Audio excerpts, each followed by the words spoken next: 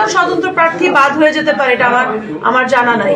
সব দলীয় নমিনেশন দিয়েছে, স্বতন্ত্র প্রার্থী তাদেরকে নমিনেশন দেয়নি। আমি আপিলে যাব এবং আমার অন্যান্য প্রার্থীরাও মেবি শুনেছি আপিলে যাবেন। এই ধরনের ভাবে যদি বাছাইকৃত ইলেকশন হয় তাহলে সিলেকশন হচ্ছে, তো এটা তো ইলেকশন হচ্ছে না। আমার প্রত্যেকটা ভিডিও আছে, আমি প্রত্যেকটা ভিডিও আমি ওনাদের সামনে উপস্থাপন করব। আমার মনে হয়েছে এটা পক্ষপাতিত্বমূলক যাচাই হয়েছে। তিনজন স্বতন্ত্র প্রার্থী বাদ হয়ে যেতে পারে, এটা আমার জানা নাই।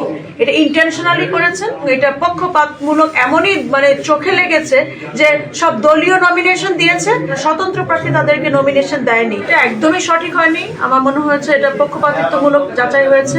আর এটা এত সিলি একটা ম্যাটার, আমার কাছে মনে হয় আর কোনো লুপহোল ধরতে না পারার কারণে এটাকে একটা কারণ বানিয়েছে। আমার কাছে মনে হয় এটা কোনো মানে ইস্যু না, এটা আমাদের সময় নষ্ট করা। আর সবচেয়ে বড় কথা, তিনজন স্বতন্ত্র প্রার্থী বাদ হয়ে যেতে পারে, এটা আমার জানা নাই। একসাথে তিনজন কিভাবে হয়, এটা ইন্টেনশনালি করেছেন।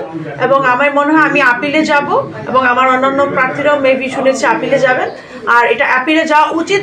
আমাদের নির্বাচনে আমরা যা বলবে তাই আমরা মেনে নিব, কিন্তু এটা প্রমাণ করতে হবে যে হোয়াট ইজ আওয়ার ফল্ট। এবং এই ধারাটা একদমই সুন্দর হয়নি এবং এটা পক্ষপাতমূলক এমনই মানে চোখে লেগেছে যে সব দলীয় নমিনেশন দিয়েছে, স্বতন্ত্র প্রার্থী তাদেরকে নমিনেশন দেয়নি। এই ধরনের ভাবে যদি বাছাইকৃত ইলেকশন হয় তাহলে সিলেকশন হচ্ছে, তো এটা তো ইলেকশন হচ্ছে না। আর ইলেকশন যদি হতে হয় মানে প্রপার স্ক্রুটিনি করতে হবে। আমার মনে হয় না রিটার্নিং অফিস এবং নির্বাচন কমিশন যারা এগুলি স্ক্রুটিনি করেছেন তারা প্রপারলি স্ক্রুটিনি করেননি। আমাদের 1% ভোটের মধ্যে আমার উঠেছে 6,000 ভোটারের সাইন আছে। ওনারা 10 জনকে নিয়ে 5 জন বলেছে, 5 জন বলেনি, এটা আমি বিশ্বাসই করতে পারি না। বিকজ আমার প্রত্যেকটা ভিডিও আছে, আমি প্রত্যেকটা ভিডিও আমি ওনাদের সামনে উপস্থাপন করব। আমাকে সমর্থন করতে নাই পারে, সেটা তাদের ব্যক্তিগত ব্যাপার, কিন্তু আমি জানতে চাই কোন 5 জন করেছে এবং তাদেরকে আমার সামনে ফোন করতে হবে। আমরা ওনাকে চিনি না এবং জানি না এবং সমর্থন করি না, এই জিনিসটা প্রমাণ করতে হবে নির্বাচন কমিশনকে।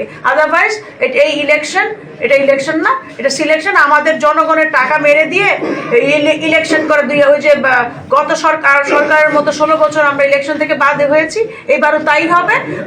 মানে নগ্নভাবে ইলেকশন হবে, অযথা আমাদের জনগণের পয়সাগুলো নষ্ট হবে। এর চেয়ে আর বেশি কিছু আমার বলার নাই। আরো তো অনেক উদীয়মান লোকজন আছে যারা দেশকে প্রতিনিধিত্ব করতে পারে, তাদেরকে সামনে আসতে দেওয়া উচিত বলে আমার মনে হয়।